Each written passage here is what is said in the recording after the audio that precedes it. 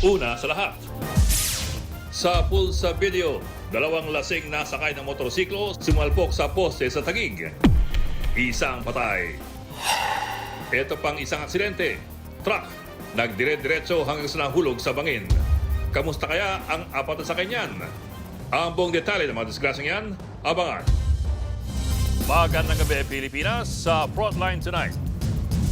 125 million pesos na confidential fund ni VP Sara Duterte na i-deliver daw ni Ramil Madriaga sa iba't ibang lugar nang wala raw isang araw.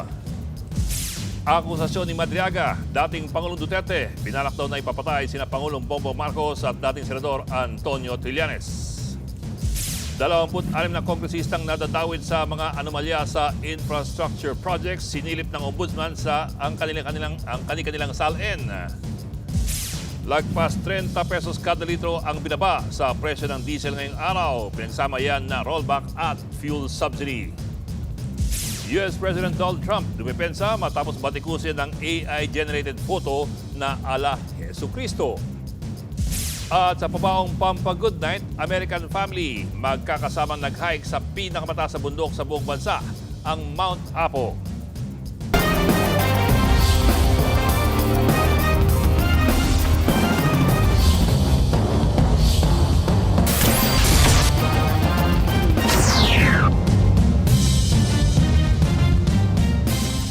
Masisilip na raw po ang bank records na nagpapakilalang bagman ni VP Sara Duterte na si Ramil Madriaga.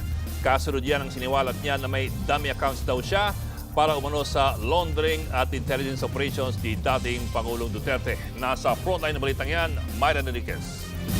As to the contents of this waiver of bank secrecy law, do you subscribe and swear to the truthfulness of the contents of this document? You do. Opo, Madam Chair, I do. Sa impeachment Thank you. hearing So you mismo may ng take your House seat. Justice Committee, pumirma ang umano'y bagman ni Vice President Sara Duterte na si Ramil Madriaga ng isang waiver. Ito ay para masilip ang kanyang bank records.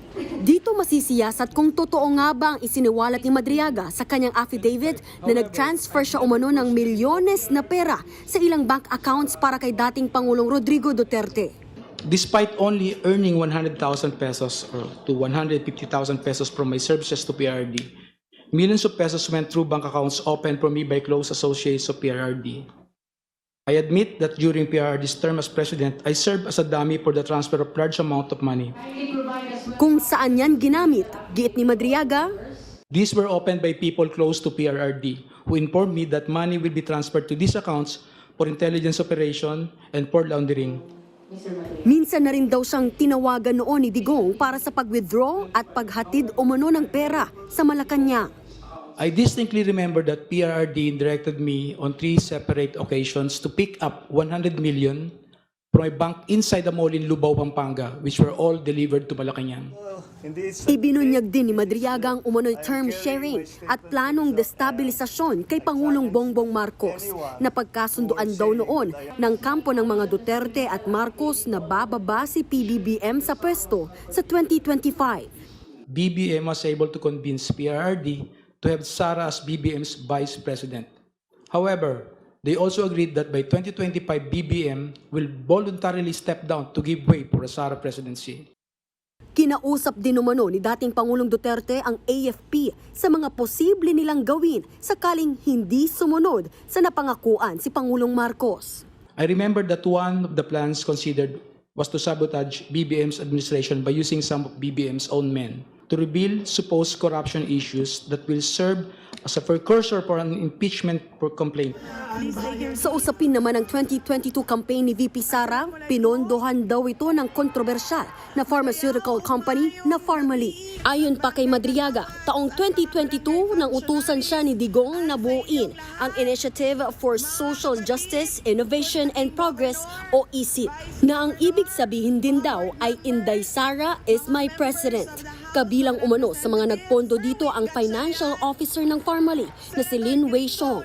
175 million pesos daw ang ibinigay niya. As I recall, the money was placed inside several large backpacks and bags. Lin Wei Xiong was present when I received the said amount together with 2 other individuals. Nagbigay din daw ng financial support sa isip ang isa pang executive ng Pharmally na si Michael Yang. Inutusan din daw ni Digong si Madriaga na kunin ang 100 million pesos na funding mula naman sa isang maestrado lihim na kinilalang si Tony Yang, ang kapatid ni Michael Yang.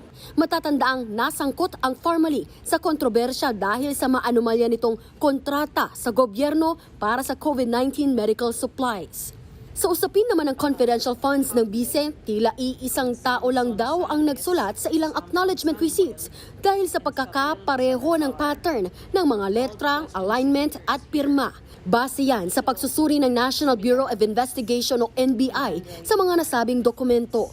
Kinumpirma rin ng Philippine Statistics Authority na walang anumang record sa kanila ang mga pangalang nakasaad sa resibo gaya ni na Mary Grace Piatos. Samantala, hindi pinagbigyan ng Commission on Audit ang apela ni VP Sara para i-review ang inisyong notice of disallowance sa kanyang confidential funds. Dahil dito, ipinababalik ng COA ang nasa 73 million pesos na confidential funds ng OVP. Sa pahayag naman ng legal counsel ni VP Sara na si Attorney Paulo Panelo, nabigo raw si Madriaga na madepensahan ang isinampang kaso sa kanya ng BICE na perjury dahil umano sa kasinungalingan. Wala rin daw saysay ang mga ebidensyang inilatag niya. Ipatatawag naman ng komite sa susunod na pagdinig sina dating Senator Antonio Trillanes at ang Anti-Money Laundering Council. Ipinasusumite kay Trillanes ang mga dokumento para sa pagtalakay sa umano'y unexplained o ill-gotten wealth umano ni VP Sara.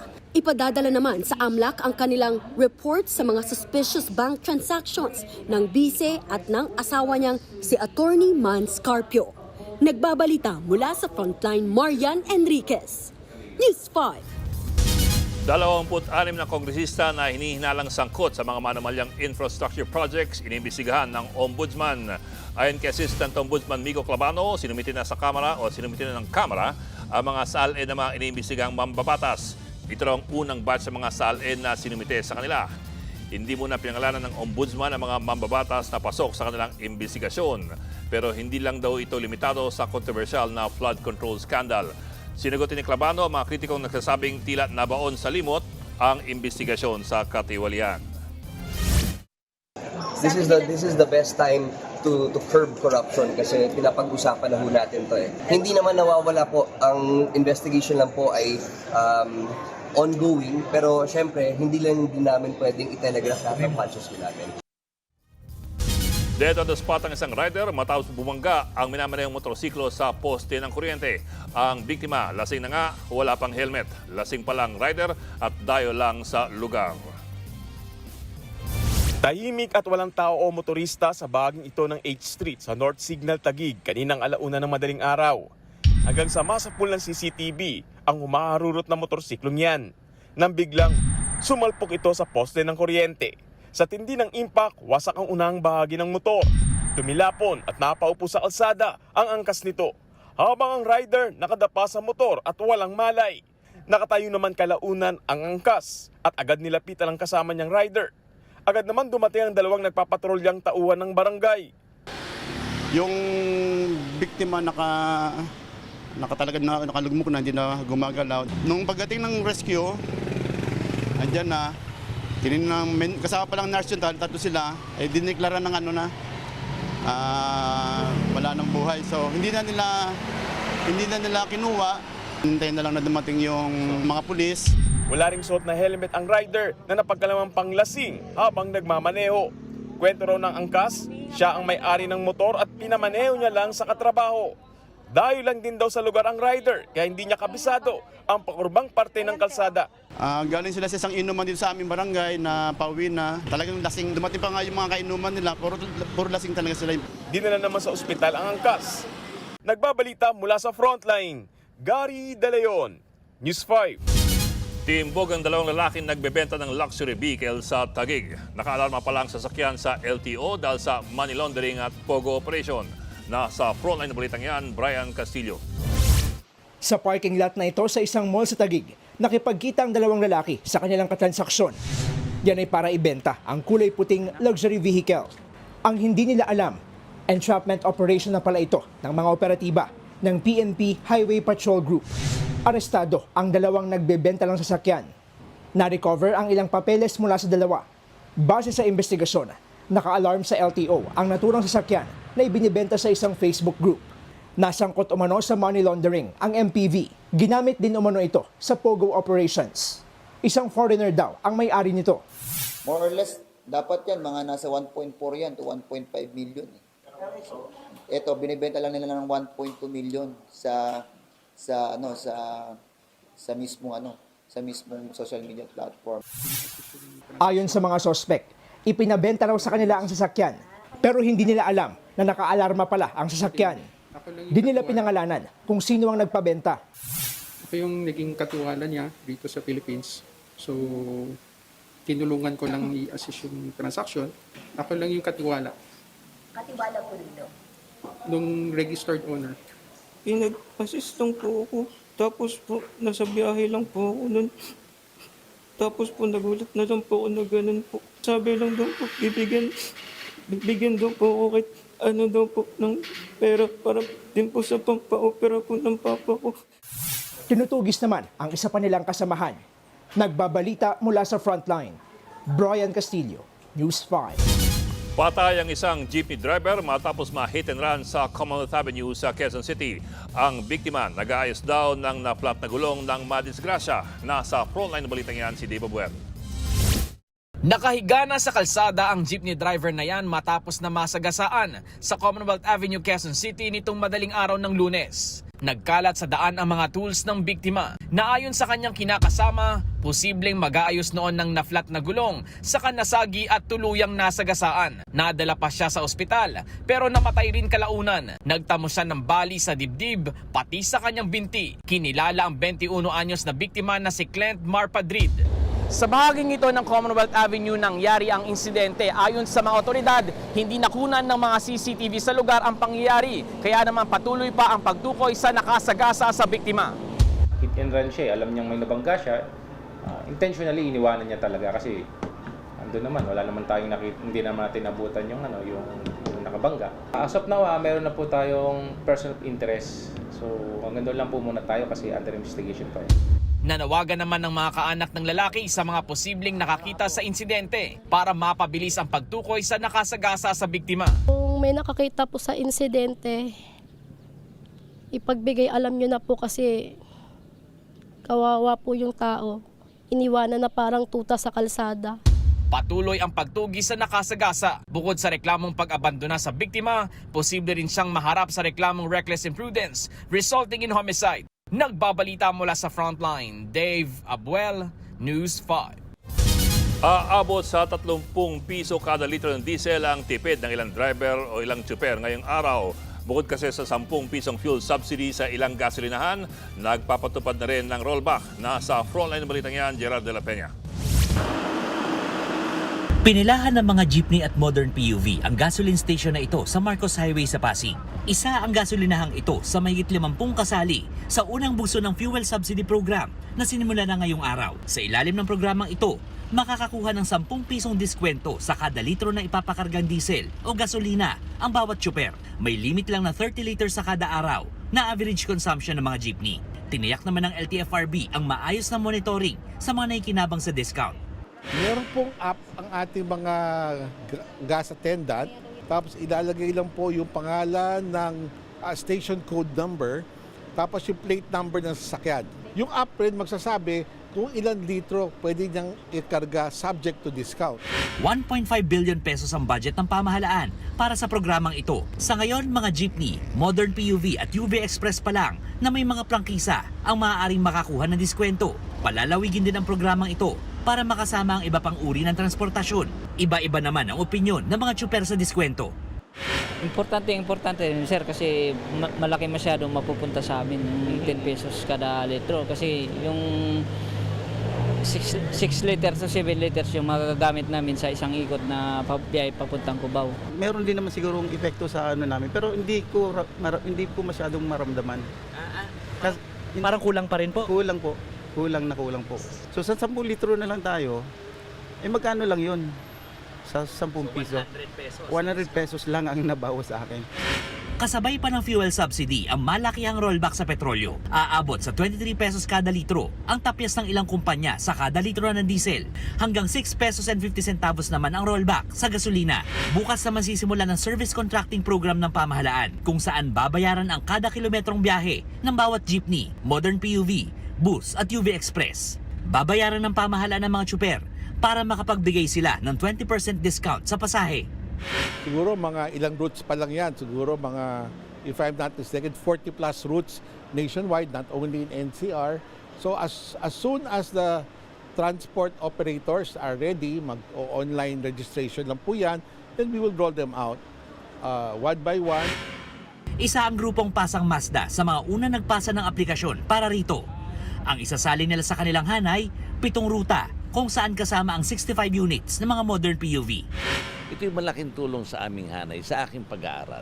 And at the same time, pati ang ating mga commuters ay mapuproteksyonan. Sa programang Ted Filon at DJ Chacha, sinabi naman ng isang transport group na tulungan sana sila ng pamahalaan para makakuha ng GPS requirement sa pag-monitor sa mga kasali sa service contracting. Kung hindi man po talaga ma-provide ng ating gobyerno ang ating pong GPS, ay sana po ay babaan at magkaroon ng pag-uusap para ma-subsidize na po ang GPS amount, or kung pwede po sana, ikakaltas na lang po siguro dun sa amin pong kikitain. Na para po maramdaman naming mga nandito na simple word, naghihirap na po ang transport group. Nagbabalita mula sa Frontline, Gerard de la Peña, News 5. Kahit may emergency power, hindi pa rin daw sususpindihin ni Pangulong Bongbong Marcos ang excise tax sa diesel at sa gasolina. Gagawa raw muna ng ibang paraan nang hindi tinatapisan ang makokolektang buwis. Nasa frontline ng balitang yan si Maricel Halili.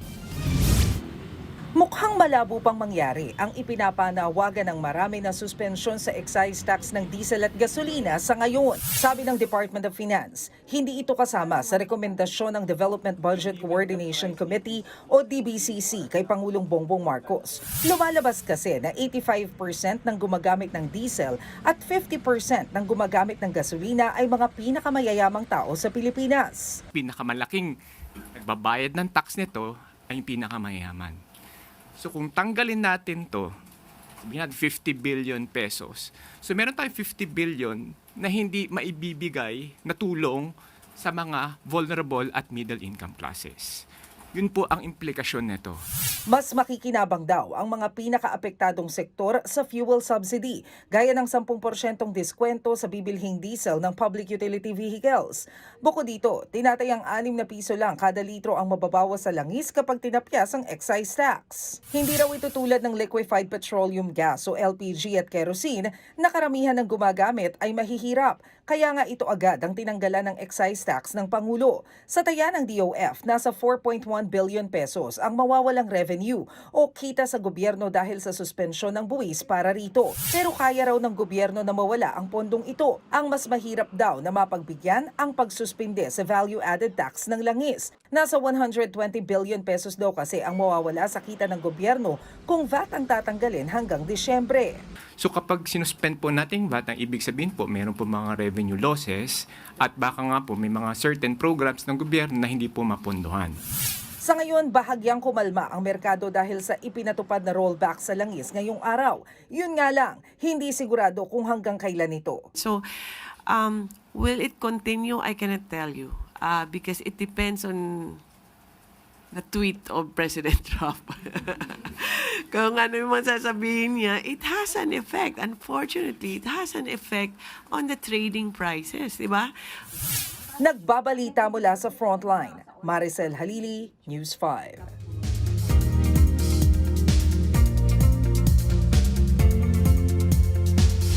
Mga kapatid, magpapatuloy ang mainit at tuyong panahon sa halos buong bansa. Kanina nga, pumalo sa 45 degrees Celsius ang pinakamataas na heat index o yung damang init sa Cotabato City.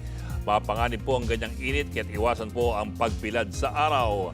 45 degrees Celsius din ang nagbabadyang heat index bukas sa Cotabato City. Matinding init din ang posibleng maranasan sa halos buong bansa. Ayon sa Pag-asa, sa pool pa rin ng dulo ng high pressure area ang Northern Luzon. Mainit ang dala nitong hangin mula po sa Pasipiko. Wala rin masyadong nabubuong kaulapan dahil po sa HPA. Samantala, wala namang epekto sa bansa ang Super Typhoon Sinlaku na nasa labas po ng Philippine Area of Responsibility. Sa forecast ng Metro Weather, maaraw bukas sa halos buong Luzon at sa Kabisayan. Pero sa gabi, posible nang umulan sa gabi sa Davao Region at sa Zamboanga Peninsula dulot po ng mga thunderstorms.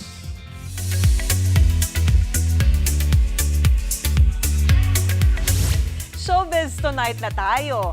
May surprise appearance si American singer-songwriter Jennifer Lopez sa Coachella. Somebody's waiting for me. Don't know it, don't know why, but I know it's in the way you hold me. It's a spark, it's a light, it's a glow. Don't know if it lasts forever, but it's now or never, you can say. First time ito ni J-Lo na 56 years old na. Part ng festival set ng French DJ na si David Guetta. Si David ang producer ng pinerform na kanta ni J-Lo na Save Me Tonight. Meanwhile, medyo nabash naman si Grammy winner Sabrina Carpenter sa kanyang Coachella set. Sinabi niya kasing di niya nagustuhan ang sound chant na ginawa ng isang concert goer. I think I heard someone yodel. I don't like it. The thing is, isa pala yung Arabic celebratory chant. Nagsorry naman si Sabrina. I still have a few set of chika later, so don't go away. Susunod, Ramil Madriaga, binisiyag na nasibot ang 125 million pesos na confidential funds si VP Sara nang wala pang isang araw. Kaon-kaong nabubulok na frozen meat na sabat sa Manila.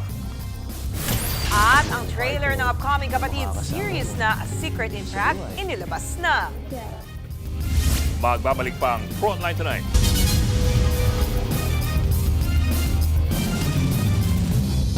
Mga kapatid, Ed Lingaw po, maging maalam at may pakialam sa mga napapanahong balita sa ating bansa. Para sa mas malilimang pagtalakay at paghimay sa mga issue at headlines, mag-follow at mag-subscribe sa social media pages ng News 5.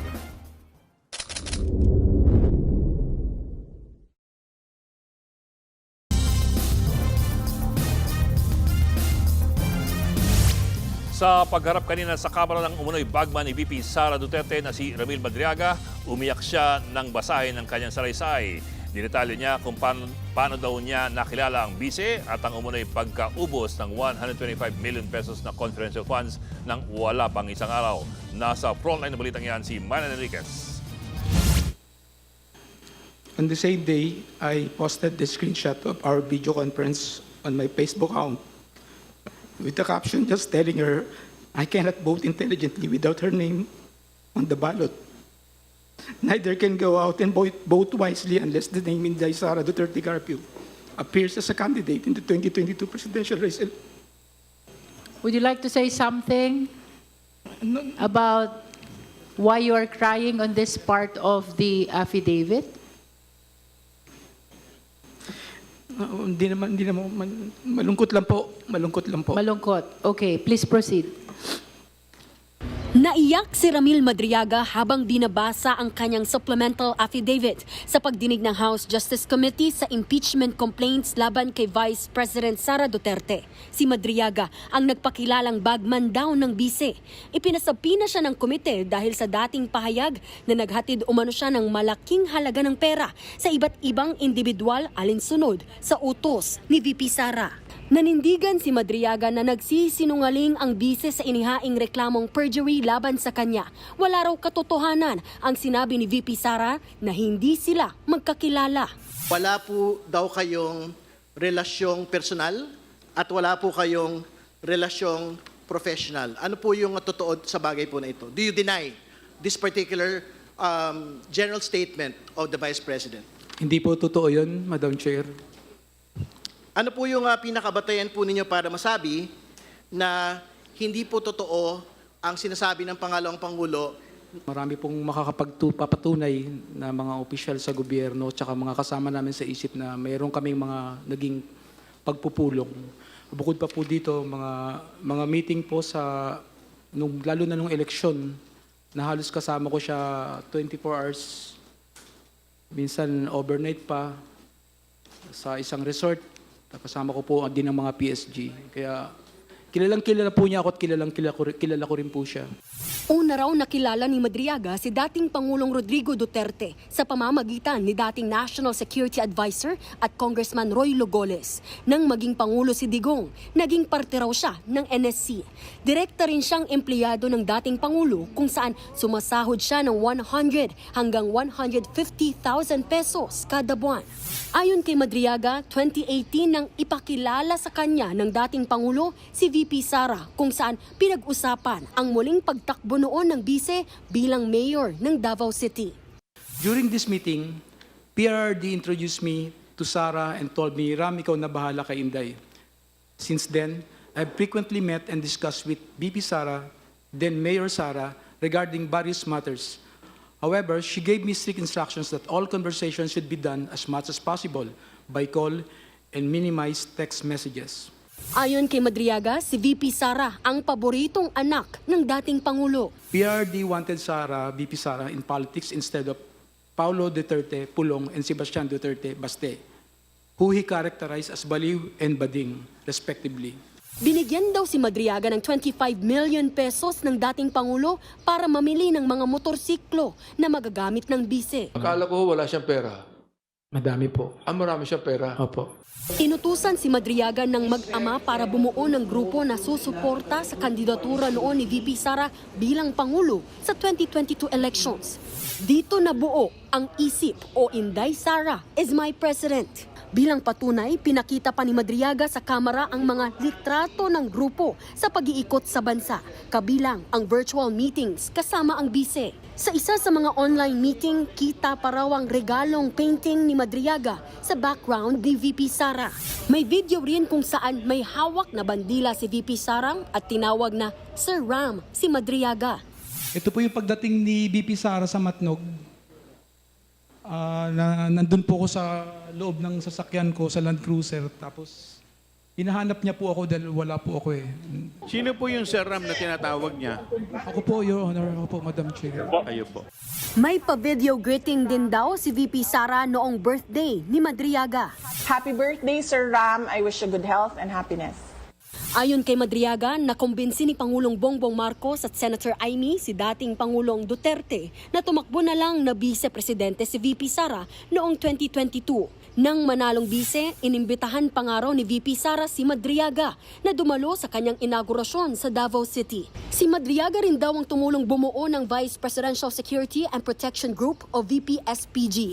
Dito niya inirekomenda si Colonel Dennis Nolasco at Colonel Raymond Dante Lachica. Nakatrabaho ni Madriaga ang dalawa sa umunoy paghahatid ng malalaking pera para sa iba't ibang mga tao base sa utos ni VP Sara. May mga ihahatid daw sila sa 3 lugar, sa San Pablo, Night Trip o sa Nomo Basho at sa Office of the Ombudsman. Pinapunta raw ni Nolasco si Madriaga sa DepEd Central Office. Dito niya nakita si Lachica at DepEd Special Disbursing Officer Gina Acosta. 4 na duffel bag na may tig 30 hanggang 35 million pesos daw ang laman ng mga ito. Pinakuha pa nga raw si Madriaga ng parte niya, kaya kumuha siya ng 1 milyong piso sa bag. Dito na sinabi ni Madriaga kung sino ang nakatanggap ng pera. Ibinunyag din niyang mas maiksi pa sa 11 araw nang maubos ang 125 million pesos na confidential funds ng bise noong 2022. Previously and upon direct instruction sa PRD, Sara, I've also delivered money to Ombudsman Samuel Martires or Tony Ryan, which I usually place inside an open trunk of a designated car. A few years later, I read from several media reports that 125 million OBP confidential funds in 2022 were reportedly utilized in just 11 days. This is wrong because I personally disposed the money in less than 24 hours.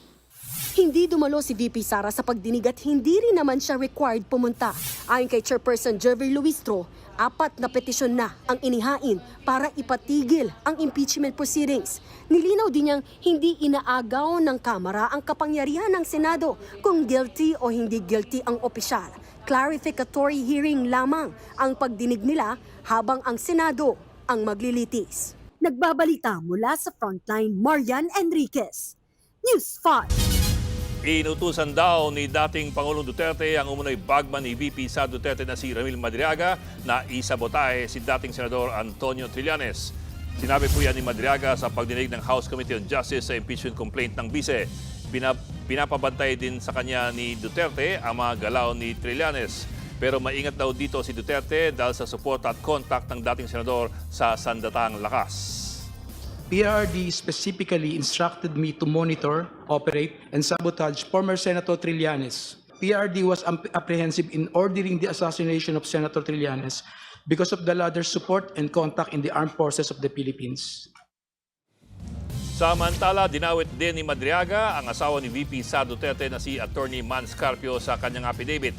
Inutusan din daw siya ni Duterte na tulungan si Carpio kaugnay sa isang sitwasyon sa Bureau of Customs.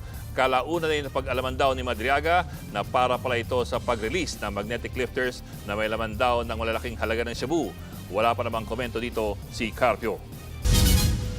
Humiling ang kampo ni dating Pangulong Duterte na payagan siyang hindi dumalo sa pagdinig ng International Criminal Court or ICC tungkol sa jurisdiction nito sa kanyang kaso. Sa kanyang waiver, sinabi ni Duterte na mga abogado na lang niya ang haharap sa korte para sa kanya. Hindi na dinetalye ang kanyang rason. Sa April 22 nakatakda ang pagdinig para desisyonan ang apela ng kampo ni Duterte kaugnay po ng jurisdiksyon ng ICC sa kanyang kasong crimes against humanity dahil sa war on drugs.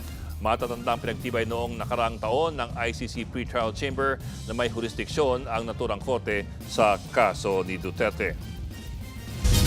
Nasabat ng Bureau of Customs ang kahon-kahong frozen meat sa Maynila. Ang paglilino ng customs, hindi naman ito smuggled.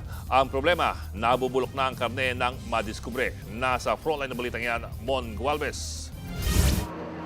Patong-patong na mga kahon ang bumungad ng buksan ng container van na ito sa Manila International Container Port.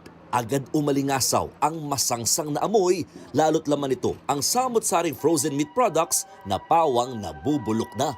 Napansin na kagad doon sa inspeksyon ng ating mga tuwan na ito ay, yun nga, not fit for human consumption. Yung mga dokumento nila, tama, subalit yung kalidad naman niya, mali.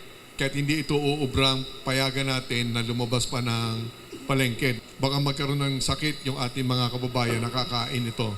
Mula Oktubre noong nakaraang taon hanggang nitong Marso, aabot sa 22 container vans ang naharang ng Bureau of Customs na may ganito ring produktong laman. Galing ang mga ito sa iba't ibang bansa gaya ng Brazil, the Netherlands, Amerika, United Kingdom, France at Australia. Hindi bababa sa 178 million pesos ang kabuuang halaga nito oras na nakalabas sa merkado. Paglilino ng BOC, hindi ito smuggled products. Yun nga lang, sadyang delikado sa kalusugan kapag pinabayaan. Supposed to be dapat frozen talaga yun eh. Yung level yung temperatura para sa pag-i-import tumaas dahil hindi na tama yung level ng lamig. Parang nabulok siya in the process. Maring handling issue to. Aminado ang customs, walang criminal liability ang nasa 15 consignee na nasa likod ng mga container. Bagay na inaaral na ng ahensya kung paano mapanagot sakaling maulit ang parehong sitwasyon. Yung pamahalaan natin, gagastos tayo sa incineration o sa pagsunog. Dapat maghabol din tayo. Saan kami maghabol? Sa importers. Problema nila, paano nila habulin yung insurance nila or shipping lines nila. It's not fair for the government to be the one to shoulder it and then wala kang hahabulin. Baka makagawian. Tinatayang 4 na bilyong piso ang gagastusin ng pamahalaan sa pagsira ng mga naharang na produkto. Hindi naman do kasi ito pwedeng ipakain sa hayop o gawing fertilizer. Nagbabalita mula sa Frontline, Mon Gualvez, News 5. Inaakusahan ang singer na si Katy Perry ng sexual assault sa isang aktres. Inilahad ng Australian actress na si Ruby Rose sa social media kung paano umano siya na biktima. Halos 2 dekada na raw ang nakalipas nang mangyari ang insidente sa isang nightclub sa Australia. Pero ngayon lang daw siya nagkalakas ng loob para isiwalat ang sinapit. Nasa early 20s lang daw siya noon nang mangyari ang umano'y sexual assault. Pupunta raw si Ruby sa police station para sa posibleng investigasyon. Agad naman itinanggi ng kampo ni Katie ang aligasyon. Susunod, US President Donald Trump binura ang AI photo na parabang siya si Jesu Cristo.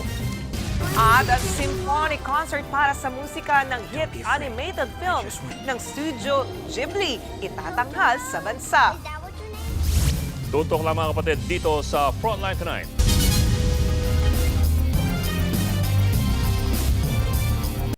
Mga kapatid, Mean Los Baños po, huwag magpahuli sa mga balita at impormasyong dapat ninyong malaman. Para sa mas malawak na balitaan at diskusyon, mag-follow at mag-subscribe na sa social media pages ng News 5.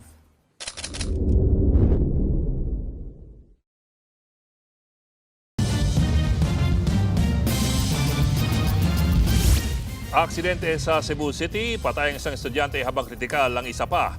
Nasagasan sila ng ambulansya sa flyover ng Barangay Luz. Nag-counterflow daw ang ambulansya na may dalang stroke patient kaya't nagkabanggaan. Nasa kustudiya ng driver at posibleng maharap sa kaso.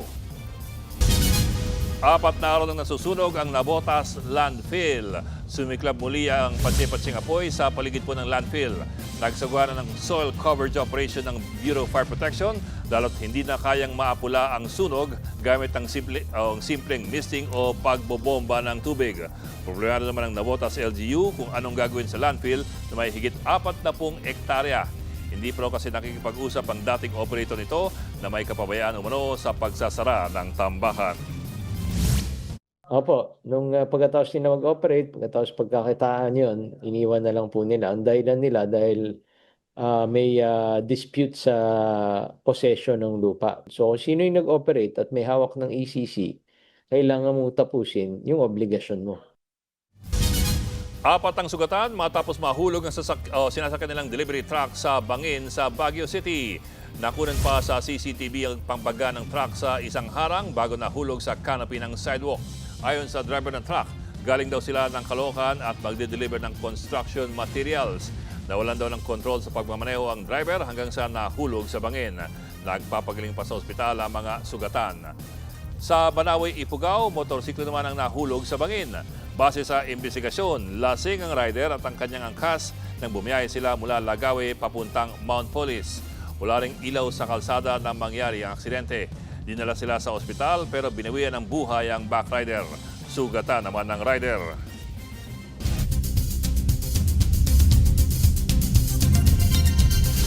Binura na ni US President Donald Trump ang AI-generated photo niya na parabang siya raw si Jesus matapos siyang ulanin ng batikos.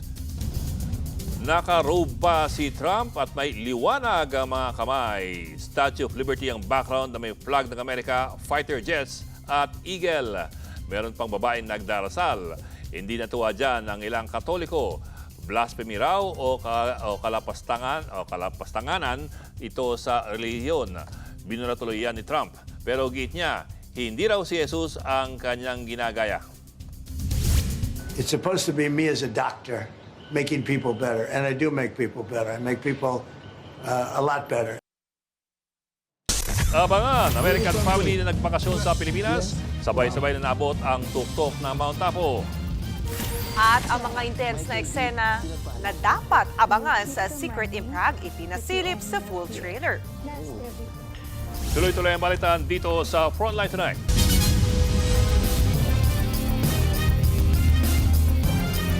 Mga kapatid, Johnny Alipon po, maging updated sa latest entertainment at lifestyle. Huwag magpahuli, mag-follow at mag-subscribe na sa social media pages ng News 5.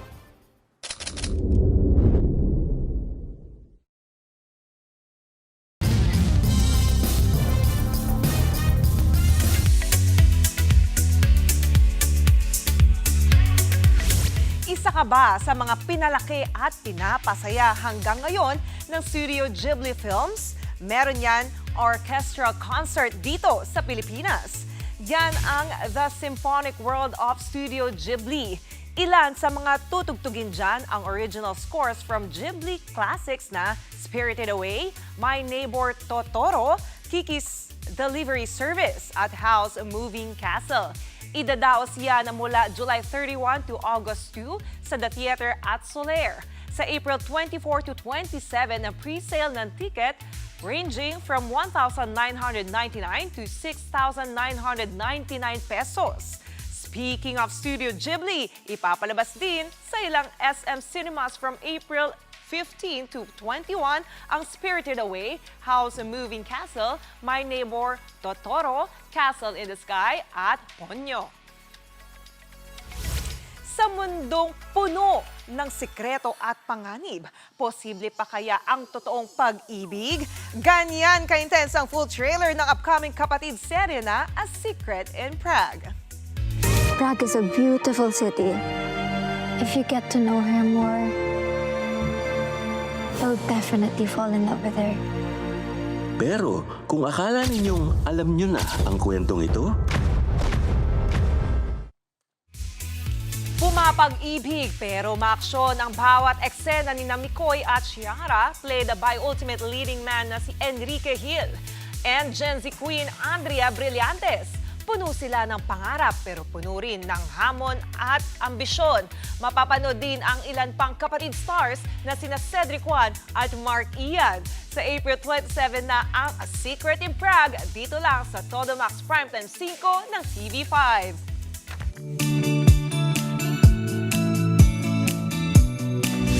At para naman sa ating pabaong Pampa-Good Night, kakaibang bonding ang ginawa ng dayong pamilya dito sa bansa. Sama-sama lang naman sila na nag-peak sa Mount Apo.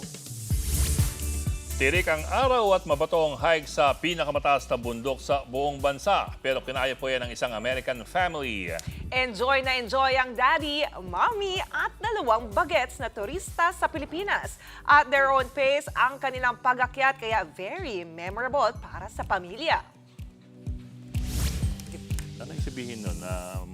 Madali lang yung mata po? Anong sabihin nun? Parang inon. Sisiw lang. Gumagano'n kasi yung floor director namin eh. So, Yung pala yun, ang slow ko ngayon. Yeah. Hindi ko kasi nakita yung gumagano yung floor director. okay. Oh, anyway, nag-Mount Apo sila, the highest peak in the whole country. Pero si Johnny, pagdating ng Mayo, the highest peak in Luzon, akin din yan. Yan, at syempre, kasama po natin ang nag-iisang Bok Edwin Caro. Wow! Kasama ang ating frontline family. Bakit? Bigla ka natigil? Marami tayo. Akala ko yung family mo, sir. Sino pa? Sino yun. pa nag-confirm? Yung Ano, ating wala mo yung ating nag-chikahan, producer. no? Ang producer natin si Tony Castletort. Kahit naghihingalo, akit pa rin yun. Yes, hihintayin natin na kahit ilang oras pa yun, di ba, sir? Oh. Hindi. Buong 45 nitong bagay-mais sa hanggang headlines. Baltan diskusyon para sa paghubog ng matalinong opinyon. Kami inyong kapatid sa Baltan Public Service. Kasama po si Johnny Alipon. Sir Edwin Gao. Walang iwanan. Frontline tonight.